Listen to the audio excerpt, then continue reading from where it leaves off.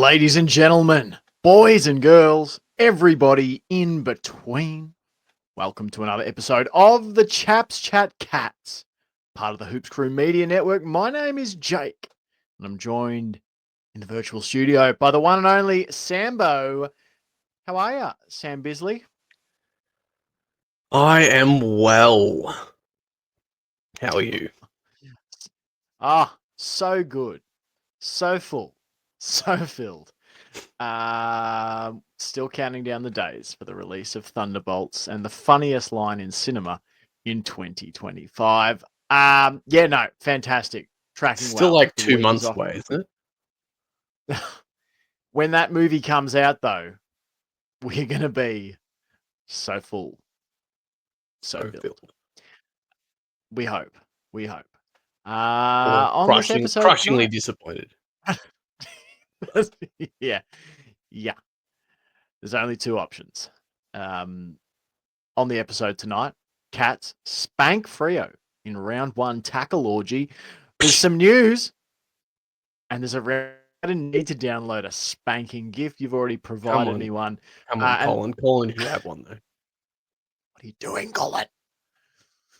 Round two preview. So, yes, that will be the meat of your public show. If you're watching in on YouTube, if you're tuning in on the Spotify's, you'll be getting the Cats spanking Freo in round one tackle orgy. And then the Patreon subscribers for the Hoops Crew, they'll be getting a girthier version of the meat with news and round two preview. So if you want to get that, go on over, sign up for your 7-day free trial on the Hoops Crew Media Network Patreon, yada, yada, yada. You know the drill. Got to say, too, big, before we get into it, I should say, we've got to say a big thank you to our Media Network sponsor, Cyril Cook Florists. The Hoops Crew Media Network is proudly sponsored by Cyril Cook Florist. Visit them at shop 1211 Leather Street in Breakwater. Phone them on 035 222 2244 or visit their website at www.cyrilcookflorist.com.au and use the offer code GOCATS in the voucher field at checkout to get 20% off your next online purchase.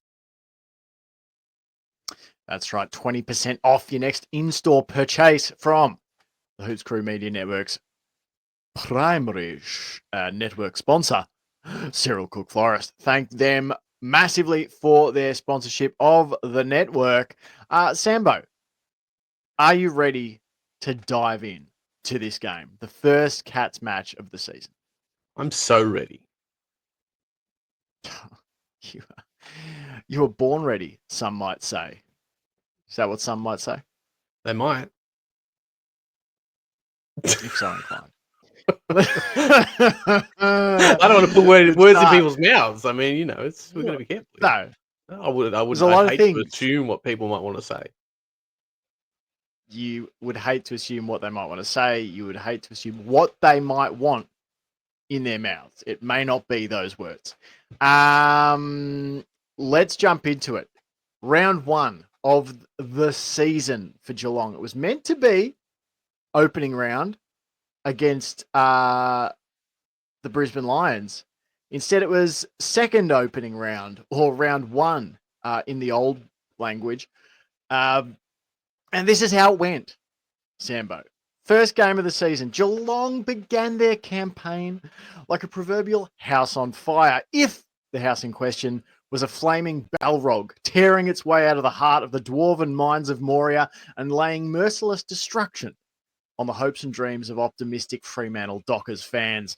The Purple Haze were more of a mauve malaise as Geelong's collection of fiends and jackals, pickpockets and troublemakers ruthlessly clipped the wings of any opponent who dared win a football. Like a hydra of 1,000 headbands, the Cats' first half tackling assault had the feeling of chiseled he-men against pudgy kindergartners as the home team ran amok to rack up a half-century of tackles and a seemingly impenetrable 76-22 halftime vantage point. Now, unless you are still in kindergarten, You'll be aware, listener/viewer, he said knowingly, how the aging process works. And Fremantle's first half adolescents did start to sprout curly hairs and find deeper voices after a few orange slices at the break.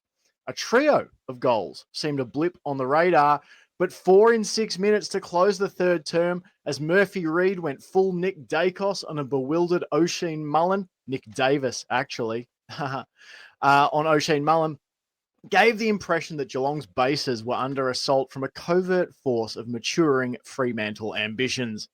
However, much to the dismay of Dockers fans and any other snotty, cheezel, dust-huffing anti-Geelong soap dodgers out there watching, that third quarter Fremantle side was shown to be nothing more than several toddlers stacked on top of each other's shoulders, garbed in a trench coat once the business end of the game arrived. Geelong, having taken a few moments to control the tempo of the fight by reverting to their stodgier Scott-era ball movement of yesteryear, quickly located their fourth quarter baseball bat and imperiously went about bludgeoning the visitors out of the game with it. Tom Atkins suitably laid the first blow with a well-taken goal on the 8-minute mark of the final term before a furious rain of unbridled goal-kicking carnage obliterated the Dockers into a purple smear on the Cardinia Park turf. Myers, Atkins, and Bowes were eternal hunters of terrified quarry. Shannon Neal, vertically ascendant. Max Holmes, a certified star transforming into a sun around which the Geelong universe will gather itself. A day of Surf Coast glory. Feline fun in the sun. Bailey Smith, annoying the footy public with a flawless display of ball-winning brilliance. Sam de Koning sprouting from ruck sapling to centre bounce spruce. Jack Henry, a rock down back. Dangerfield and Cameron, good but not crucial. And is Mitch Nevitt coming of age? Once again, dear AFL footy public, your team doesn't look prepared. Chris Scott's team is a mercurial empire of withering questions and eviscerating answers. Cats 147, Dockers 69. Sambo, your opening salvo on the match. Jesus, opening salvo. How can I follow that up? The withering question that remains, Jake, is how many word plays and clever witticisms have you got left in the tank for next week? None. That's it. That's as good as it gets. After this point, back to the old, just go through the score worm and go, this is not happening. Yeah, I you liked found it. me out. I loved it though. I loved it. That was a great way to start. Look, you couldn't really be happier, could you? Obviously a bit of a blip in the third term, but I think probably looked worse at the time than it was overall. Wasn't necessarily super unexpected at some point that they would push. Yeah, pretty much beyond my greatest expectations. And everybody here knows that I'm nothing if not one for the rose-colored glasses when it comes to the potential of a Cats result. So I don't think, and during the match I actually said this. I said when we were 61 points up, I said I didn't predict a 60-point deficit at any point, let alone a half time. Like I thought maybe a 34 kind of point margin would have been a comfortable day at the offer, a professional victory. Couldn't have been more wrong in a lot of ways. There's a lot of ways that I was right, which of course I will get to. There's no way we won't. But, but I couldn't have been more wrong in terms of the intensity level. I really expected the Dockers to come out like this was September, like their season's on the line. We've got something to prove. We're a hungry side. I know they were missing some pretty big names, a couple of big names in there. But I really expected more fight from them. I thought we were going to have to be the team that kind of produced more answers as opposed to posing the questions. But it just wasn't the case, and I couldn't be more thrilled about that. But yeah, I did definitely predict us to be the ones to maybe start a little slow. Afternoon game, Cardinia Park. We've had an extra week off. I just did not see this particular scenario playing out in front of us, and yet what a feast we were treated to. It looked like Chris Scott had spent that extra week off locking the Geelong players in like a dungeon underneath Cardinia Park and feeding them like, they had like Fremantle jerseys, like with the scent of the enemy on it. And because like, seriously, the tackling was insane. I'm finding it hard to think of many better sort of individual match tackling performances from like across the whole team.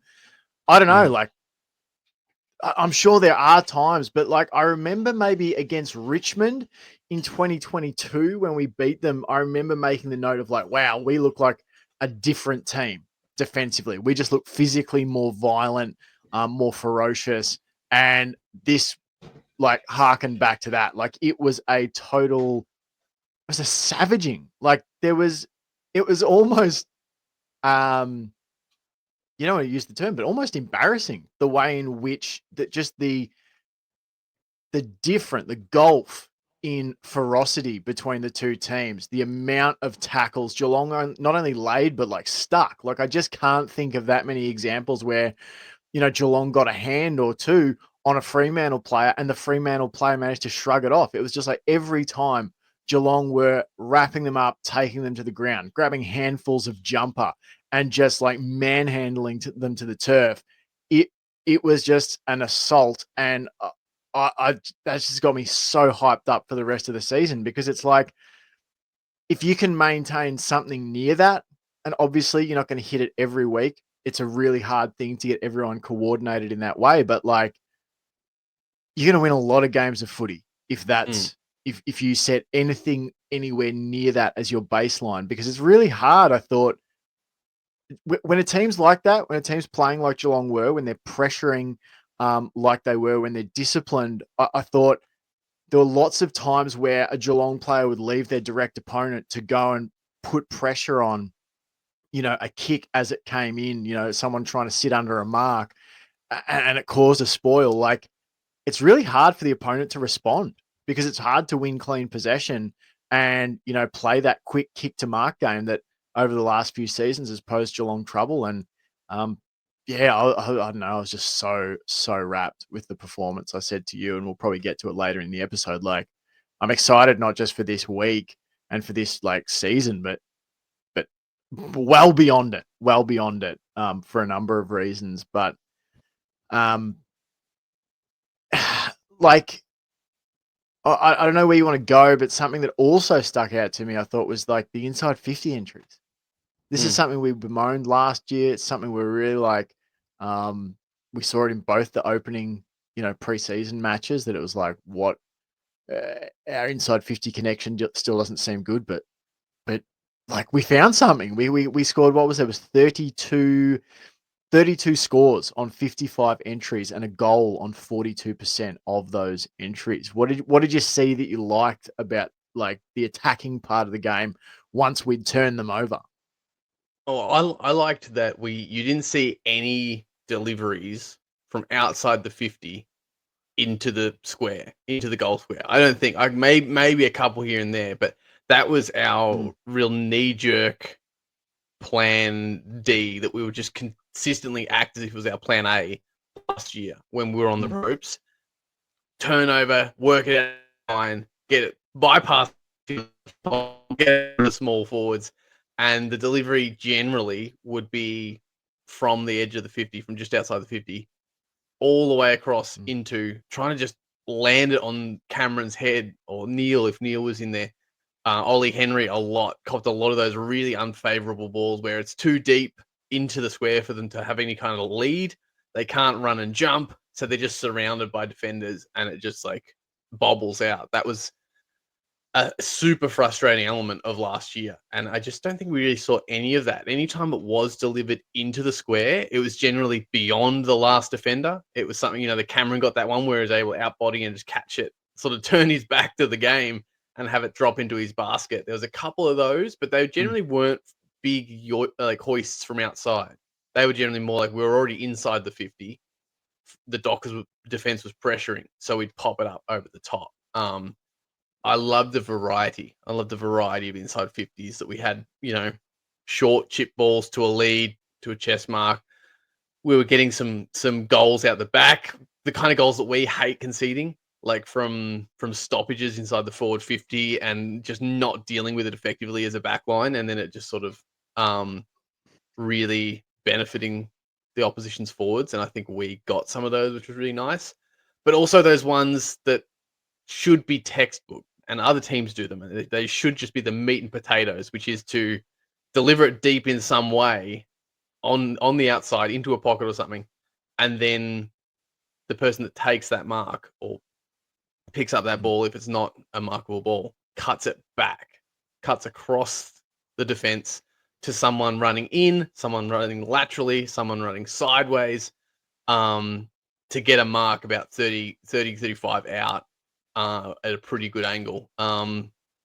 It's something that I think we should be seeing a lot more of with the kind of deliverers that we've got. When we've got Myers, we've got Close, Stengel, and even Cameron as well, very capable of cutting it back. So that's something that I think we've asked for a lot over the past few months, I guess, even in the off season, looking forwards.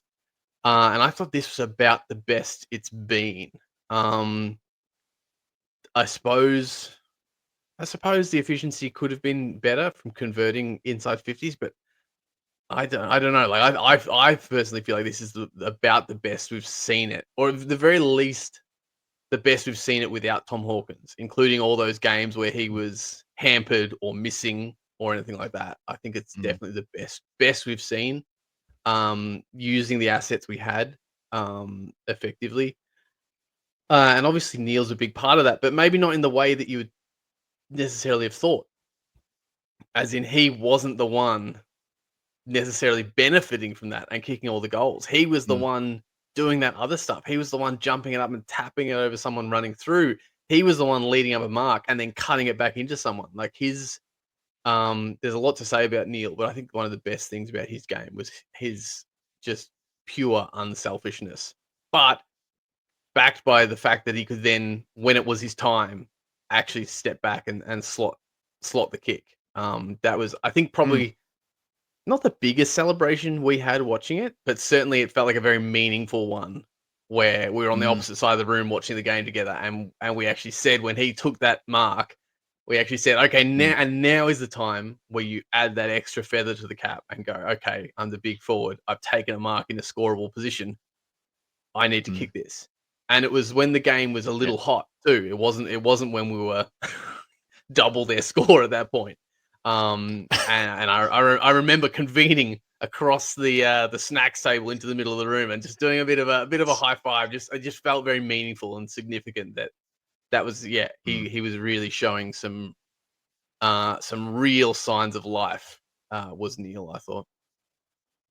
Yeah, you're right. It was the second goal of the final term that he kicked. Atkins kicked the first one, that sort of pushed it out to what would it have been, sort of like 4, nearly 5 goals.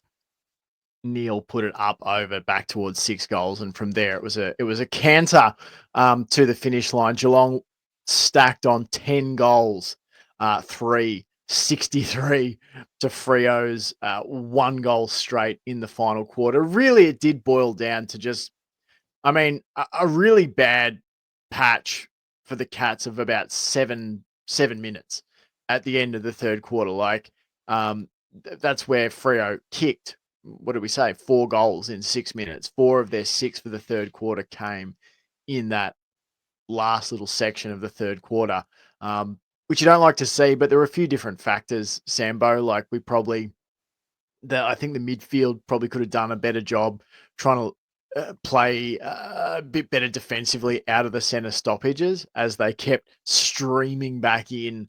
I think that's one thing. But the other thing is too, as we discussed, like Oceane Mullen's just got a long way to go in terms of his one-on-one defending. It's exactly the matchup we talked about on the early look ahead last week. It's exactly what we talked about at the start of the game. Was like, great, they're using him sort of like as an attacking defensive weapon across half back. Like, they're going to use his drive and his kicking and his running. Like, and they played him on Fredericks, which was actually a really good matchup for him, because Fredericks, is fast and powerful, but sort of more in, I would say, more in straight lines. Perhaps. Big strider. Yeah, rather than, Murphy Reed, who was sort of that craftier type player, and yeah, I thought you could see it coming from a mile away. So Yeah. it was not exactly inexplicable. No. So I don't know what they're going to do on that in the future, but yeah. No, and this is one of those spots where I will talk about having been correct. And this harkens back to our Stonks episode. I'm not sure if I've lost you, Jake. Your face is frozen, but I'll keep talking. Uh, Please do. so this was in the Stonks episode, where leading into the episode, I had said Mullen was a sell, not because I'd completely lost confidence, but because I just didn't feel like there was a lot of potential that this year he was going to explode out and increase his value in a great way. And then just as it got closer to doing the stonks and discussing people's value, I switched at the last minute to a hold on Mullen. And so my negatives were that he's been shown up a lot. He's been absolutely pantsed by a lot of players when he's been played in a one-on-one sort of negative role, when he's there to take some kind of small forward or small half forward out of the game. But the thing that tilted me onto to keeping him as a hold was, if they have the flexibility to play him to his strengths, I think he could be a really effective player, which will help him gain confidence, which will help him get game time, which will help him improve those areas that he's lacking in. And I just thought this game was a perfect example of both scenarios. Where in the first half, I was saying, see, this is why I kept him as a hold. He wasn't a buy, but he wasn't a sell.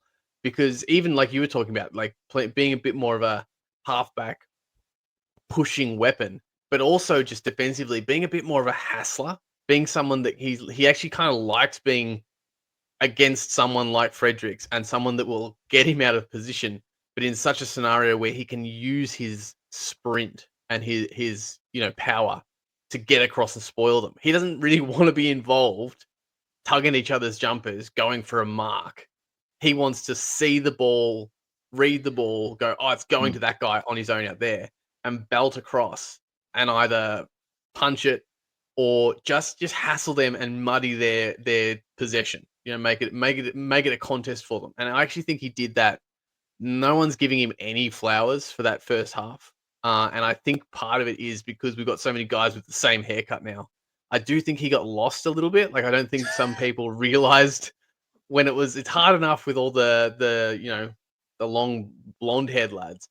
And now we've got a lot of lads with the sort of medium length dark hair. That I think he was getting lost a little bit. But I do think he demonstrated he's not in the top 10 in the squad, but played in that way. I think he can be really useful as long as that's what we need from him. And then as soon as the second half rocked around and he was on read, it was like, this is exactly why I had him as a sell at the start of the episode. This is exactly the scenario where he's going to be shown up. He's going to be shown up like he's not. He got pantsed by I think it was Neil last year. I think Toby Green did it to him a couple of times. Those smaller, real high IQ players, he just can't. He gets absolutely lost. Like, there's a couple of those read goals where I couldn't even figure out where Mullen was in the replay. Yeah. I was going, I don't know where he's been left. He's been absolutely run 360 and left in the wilderness. But having said all of that, I think the momentum swing was inevitable at some point. It just happens in the modern game. It happens to the Cats. Happened to the Cats in almost every game last year. And there's positives to come out of the way it happened this year. But part of it is that it was just a freak 5 minutes as well. Like, you could have put Mullen on someone like Neil, one of those guys that did absolutely destroy him last year, and they're not kicking 4 goals in 4 minutes.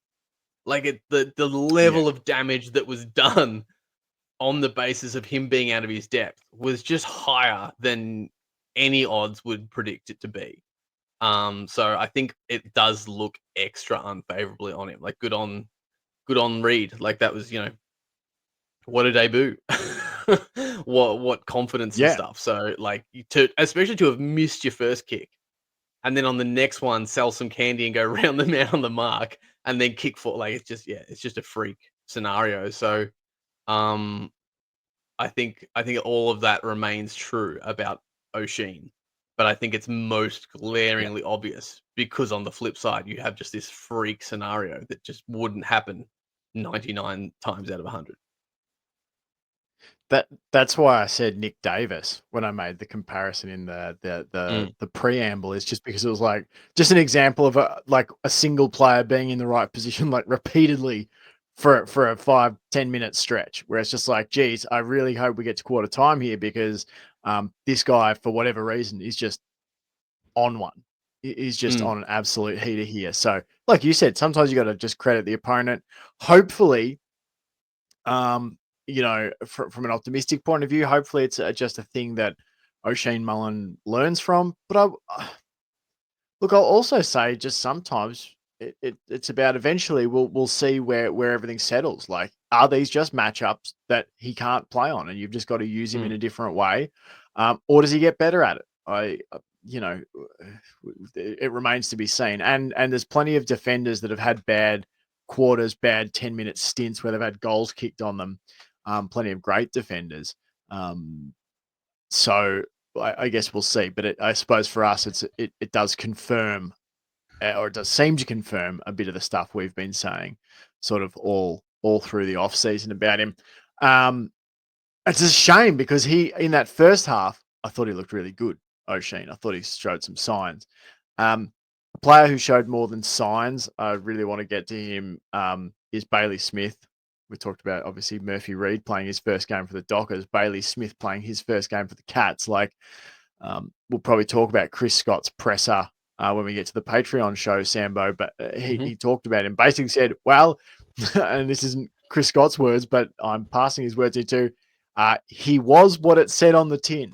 When you yeah. purchase the can of Bailey Smith um, this off season, and you ripped off that lid and let it all out for round one.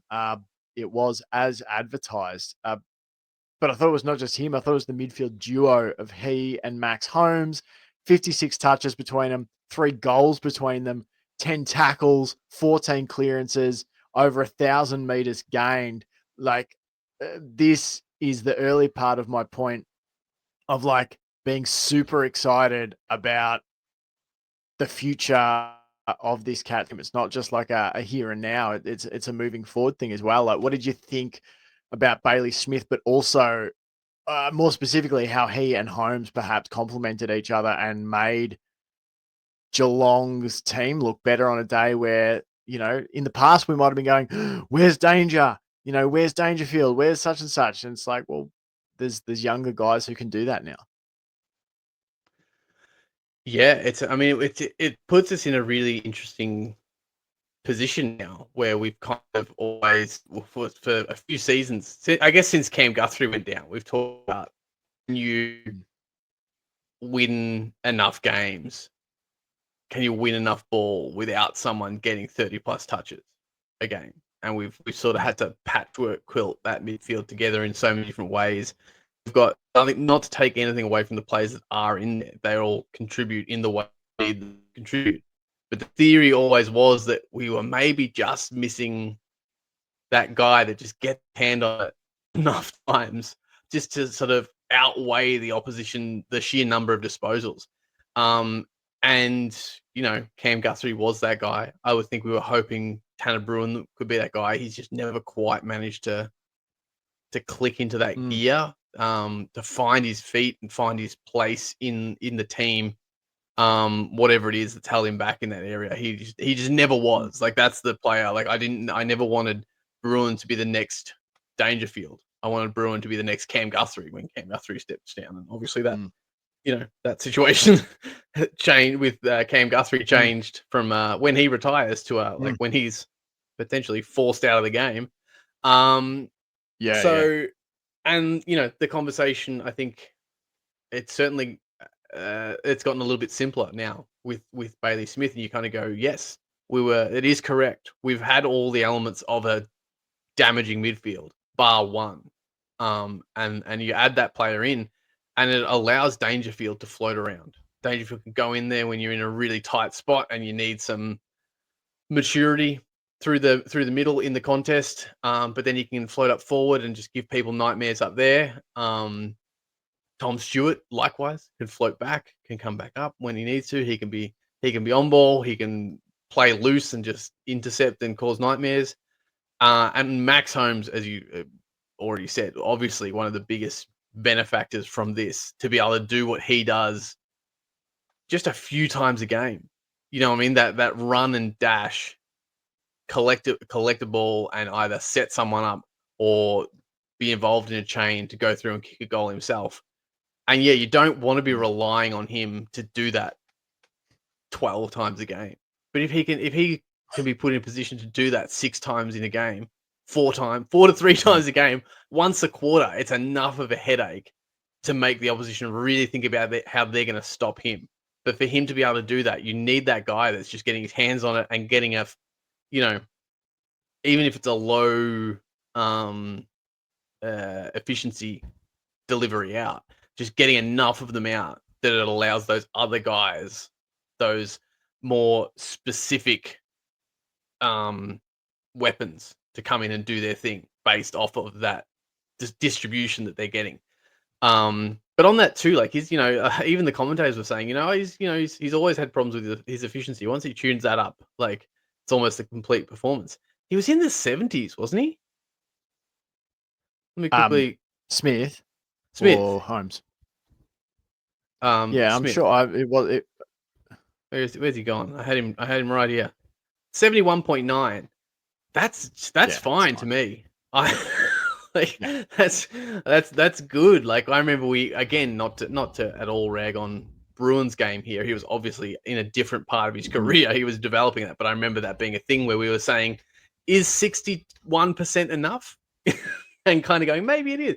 So we're talking about 72%. Like, yeah, it's funny that that's what people, I guess, just want to have something interesting to add. But to me, I did not think, if he had any holes in his game, I didn't think the efficiency was one of them, because the nature of his possessions was so often contested. So if he's getting, if he's getting more than 7 out of 10 of those disposals to somebody, then yeah, no complaints.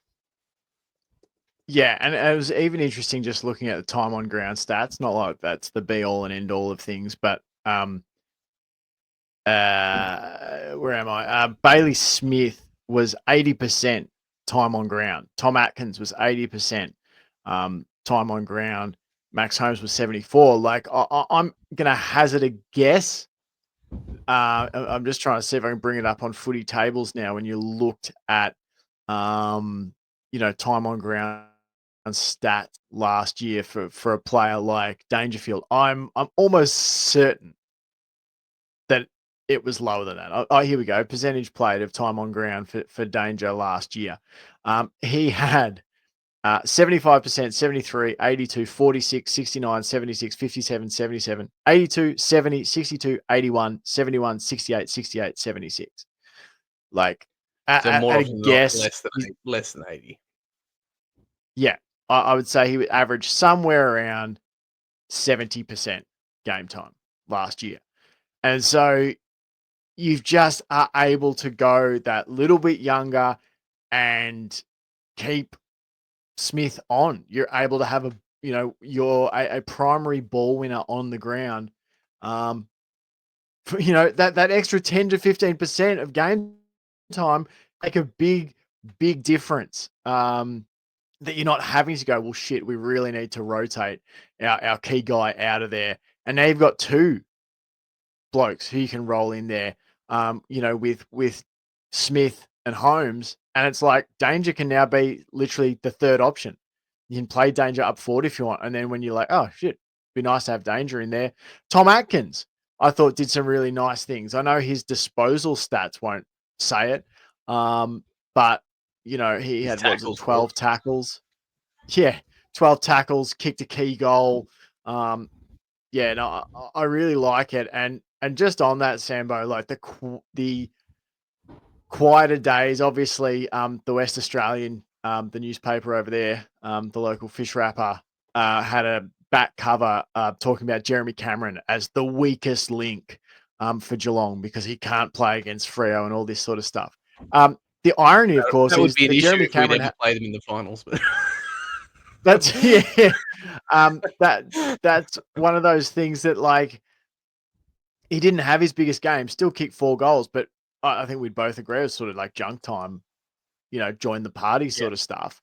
But and so Dangerfield has a relatively quiet game. Cameron, they were both fine, but not really impact players. And so you start to look at that transition of power. You rewind to 2022. Geelong have one last crack at it. That's the narrative. Selwood, Hawkins, all these guys. It's like one last dance, and then, Geelong might just slide off the cliff. This might be the end. And of course, ourselves and others who actually watch the Cats week in, week out, unlike a lot of media talking heads, out there that get paid to do it for a living, we were like, I think they're going to find a way. I think they're going to find a way. And you now look at some of the players that were at the pointy end of getting things done for the Cats on the weekend. Max Holmes, 22 years of age. Bailey Smith, 24. Sam de Koning, who looked like he's set to prove me wrong in the ruck, 24. Lawson Humphreys was silky off halfback all day. I'm sure you'll talk about him. Just composed, 21 years of age. Shannon Neal. Chris Scott talked a little bit about it. I'm not saying he's better than Tom Hawkins, but he sort of offers us something different. I think I know what he means when you talk about this style of play that Geelong want to play. He had 4 goal assists, Shannon Neal. He's 22. Brian Myers, 25. Jack Henry, 26. Brad Close, 26. All of them played key roles. Mitch Nevitt looked like his best game of AFL footy, 22. Zach Guthrie is 26. Ollie Dempsey's 22. Ollie Henry's 22. Geelong's transition from like Dad's Army to being on the beginnings of another era of dominance with a bunch of young 20s to mid 20s basically looks complete. You've got a list that's now made up, or a starting 23 on the weekend that was almost, not exclusively, but largely made up of that age 21, age 20 to 26 kind of range. And then you sprinkle in Dangerfield, Cameron, Stewart, Blix Halves, and a couple of others. But I don't know, man. Like this was the thing, and this was the talking point that made me most excited. I said it to you after the game of like, we have a lot of reason to be excited for a very long time to come yet. Yeah, absolutely. And I mean, I think it's harsh too, like to look at Dangerfield or Cameron and say they were in any way bad or letting the side down. I just don't think they were required, and Sure. it's round 1. Yeah. Like, why would you? Why, like, Yeah. I think they will be called upon, and the beauty of having such experienced superstars essentially playing at half speed for as long in the season as we can is that when they're called upon, they have the expertise to draw upon. You know what I mean? Like if it's Cameron that's being asked to step up and kick his first goal of the game when you're 3 points down in the fourth quarter, you're going to put your house on him. Like it's just it's the beauty of having him there, and he just wasn't really required to do it. Now he did look a little sleepy, and but that being said, there were still moments when he would drift back, and it was him getting some kind of crucial intercept. It was him coming off the halfback, True. scooping it up and doing a hand pass to someone on the wing. Like the way Cameron can roam around, and probably is forced to roam around a little bit because the other thing you got to remember is how much he was probably tagged, to the absolute nth degree in the forward line. But the beauty of it is that we've got Stengel, Neal, and Henry up there Ollie Henry. to pick up the pieces, close kick goals, Atkins kick goals. We've got such a spread of goal kickers that Cameron can go, okay, I'm being nullified here. I'm going to roam. I'm going to go down back and see if I can help on the wing, see if I can help on the halfback. And I think Dangerfield's the same. I could be wrong, but I feel like when the game was needing to be arrested, when the momentum had shifted, that was the only time in the game that you saw Dangerfield on ball, right? I feel like he was put into into the middle at that point. I could be wrong. I didn't rewatch the game to confirm that, but I'm fairly certain we noted that. We went, oh, danger's on ball. And that's not We even to say literally that he said it. was. Yes, we did. Yep. Yeah. And that's Yeah. not to say that he went back there and he was the reason that things were arrested and turned around. But he's there to be called upon. And as I said, that will happen more as the season goes along when things get to the pointy end. But there's no point playing as if we're at the pointy end now. The young guys were doing the job and getting the job done, so let them go for it. They were the one. That's just they're only going to get more experience and improvement across the season. And so, come finals, come September, Dangerfield and Cameron might be able to just stroll around and kick some junk time goals again. Like, who's going to complain about that? Yeah. But that being said, Not me. if it falls on their shoulders, then we have them, and that's great. Mm. And that's the situation we're in. We'll probably be in for another couple of seasons with some of these guys on their way out, being there to help usher in the new generation. And just on Atkins, like Atkins' goal was like Atkins isn't in my votes. I don't think he's making anybody's votes, but he's laid 12 tackles. He was super consistent, and I think to be able to step back, he's not a goal kicker. He's not a common goal kicker. To be able to step back and take a breath and kick that goal when Freo were on the rampage, like that was the kind of thing. Now I'm not on the Atkins for captain train anymore. 4 years ago or whatever it was, I felt like those are the kind of moments that I think is what made me go, oh, if he comes out of his shell a little bit, if he gets a little more oomph around him, he could be the kind of player to lead a team. And that's that's some of those moments. I think that was one of those moments is what I'm trying to say. Where you go, yeah, like balls of steel, really, to step back and go, I've probably kicked one goal in every 16 games. And I'm going to kick probably the most important game of that, the most important goal of that game. Like obviously, all the goals add up the same. They're all worth 6 points, but the timing of that goal, you would not have been surprised if he'd missed, or you would not have really begrudged him passing that off to someone else that kicks more goals more often. Yeah, I love that he took it on. I just love that he went back and did it. Yeah, I can't say I was super confident. We talked about it in the lounge room. I think you said there's probably players I prefer to have kicking it sort of thing, but not my there you first go. choice. Yeah. I was actually surprised at the commentary team. Well, like he's one of their leaders. They actually said that, and like Atkins is not a player that normally I remember Brian Taylor in 2022 when we were already very much on the idea of like Tom Atkins is a really crucial player. So Brian Taylor talking about he's got to keep playing well to win his way into this Geelong team. It's like, mate, he's played every game this season. So it's nice to hear him getting that sort of praise, and he's one of the most selfless players I reckon in that Geelong team. You go back to his comments about thinking about the VFL players who miss out in order for him to get his game, and the way he's worked his way up, much like Tom Stewart in that way, the path, I suppose, that they took. Let's do some player votes because I know we've got to get to that, and then we'll just empty out our notebooks. I'll just unload my 3 votes and then you can do yours. So I went with Jack Henry with my 1 vote. I just thought he was exceptional. Was it 12 or 14 marks or something like that? Just routinely looked like the most composed player down back, particularly the most composed tall down back. It's a game 14 where marks. Even better. 14 marks for Jack Henry. He's playing alongside Connor O'Sullivan, who's playing just his second game.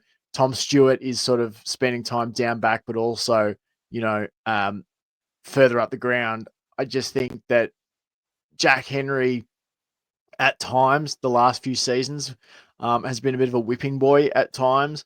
I think he just shows why Geelong signed him to an extension sort of as soon as they could. He's just extremely, extremely reliable. and just a player that gets it. He just understands what it is to be a Geelong Cat, the standard of excellence required, and he was nothing short of excellent on the weekend. I gave 2 votes to Bailey Smith and I gave 3 votes to Max Holmes. I flip-flopped between them for a while. In the end, I went with Max Holmes because there were just a few moments that stuck out to me. There was one moment down across half back where we were in trouble and he was the player to break away and get us out of trouble with his leg speed. There was also the moment where he ran through, just intercepted. He just preyed on a defensive kick out from Fremantle and just came through like an NFL cornerback, just took the intercept and pushed us inside 50. He kicked 2 goals. So for me, there was just a couple of extra moments, but gosh, I couldn't argue if people give Bailey Smith the 3 because he was absolutely exceptional. And if he wins a flag this year, he should absolutely go on to the AFL dais with a Nike headband, just covered in Nike ticks. Where did you go? Do you reckon there was a Nike tick on his headband, but in like invisible ink, like it would show up? Oh, I hope so. Under a black really light or so. something. Like, or it's on the inside. Like, it was such a big headband. You're like, it's very rare to have such a big headband be blank. I reckon, put some lemon juice on that, and the invisible ink's gonna come through. No complaints about the votes. I think this is one of those weeks where there's not really many wrong answers. Like going through it, I guess maybe we should go through when we unload our notebook, we're just going through looking at the list of players and kind of going, Sam De Koning didn't make it in during the game. I was like, Sam De Koning could make a push here. Lawson Humphreys, 23 disposals. I thought and all of them. I'll have to quickly. Sorry, just bear with me. I'd love to see what his disposal efficiency is because it's usually impressive. Where is he? That's all it's not 78.3. So that's pretty good. It's nearly 80, and I'm a little disappointed. Normally he's in the 90s. But no, like Lawson Humphreys, any other day, that performance from such a young starter could be worthy of a vote or two. Brad Close, bit of an unsung hero, didn't do enough to really affect the stat sheet, but I thought he was super crucial, both defensively and offensively. Likewise, Ollie Dempsey. Ollie Dempsey didn't make it into my votes, but I thought he was also just doing what you need Ollie Dempsey to do, kicking some freak goals, 15 disposals. I think and laid 5 tackles as well. I think that was about. I think his ceiling is far and away higher than that game. But that being said, him at this point in his career, from what we've seen, if he can do that every game, I think he's earning his bread. Really, like I think that's all you can ask for and more, really. But anyway, the point of that is that I don't think there's many wrong answers with the votes today. But I shuffled around again even more from when we spoke at the start of the episode, Jake. We discussed before we hit record. So for me, poor old Max Holmes dropped down to 1. And this is just gut feel. Really, Max Holmes to me was mostly in there from kind of the stats and just going, he felt like a no-brainer. So I had him at 2. But I have to acknowledge that there's the beauty of the awards that we give out at the end of the year. There's 5 of us giving awards here. So it's like, we've got to embrace our subjective, I try not to be too swayed by the stats and more or less keep the 3 guys that I feel like at the end of the game there and then use the stats to justify later. So I had to go back to that. I had to put Max Holmes down to 1. I put Mitchy Nevitt in at 2. I thought, like, as a guy that's right up until basically this game, he's someone that we've been talking about as is he, will he, could he? He hasn't yet, but he might. Tears apart the VFL, but just looks a little bit like a ginormous 14-year-old when he goes up to the AFL.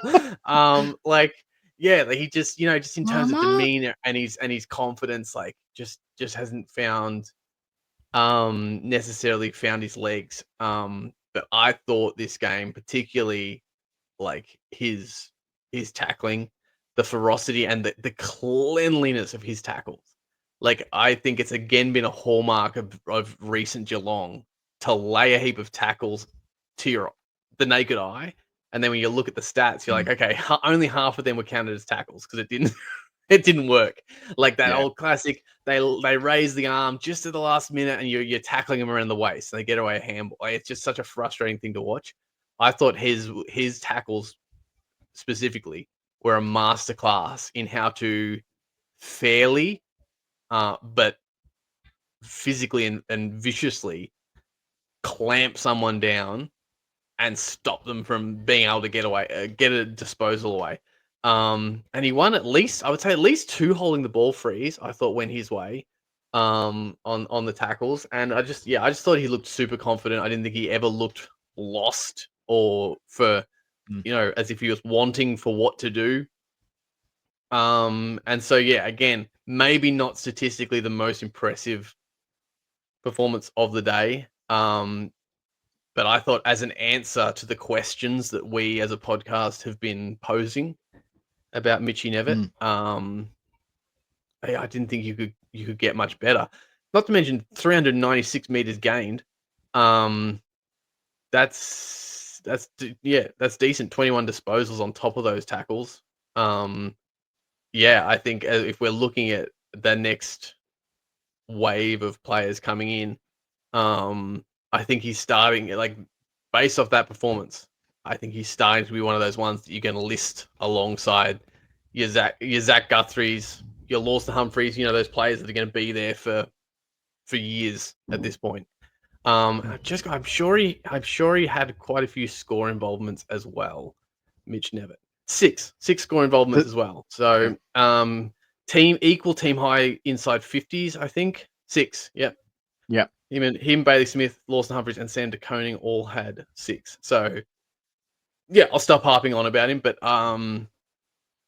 in the absence of those rundown tackles of Gary Rowan, I've been hungry, Jake. I've been hungry for a player to watch who might give me a similar feeling, and I'm thinking there might not be those peaks of excitement that Rowan gave, but a more consistent spread of tackles across a game from Mitchy Nevitt. So we'll see if he can back it up.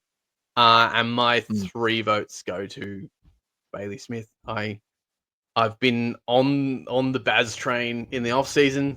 I fought it. I didn't want to be hyped, but I had to admit it several times on the pod that, look, I think I think this guy's something special. I think people have forgotten how good he was. And credit to Johnny Larkin. I picked Jeremy Cameron as the player that needed to have a big game for us to win this match.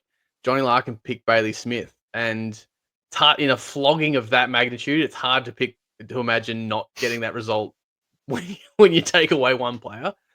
But if I did have to take one away, and to change that result significantly, I think it would be Bailey Smith. I think his output, I don't think you get what you got out of Neil or Holmes without Smith doing what he did through the middle. 12 score involvements. As we said, 70 near on 72% disposal efficiency. Just basically everything I hoped he would do, and that's now his benchmark. Essentially, he could drop off, but when you do that in your first game, I'm sorry, but you've set the tone. Yeah, no, absolutely.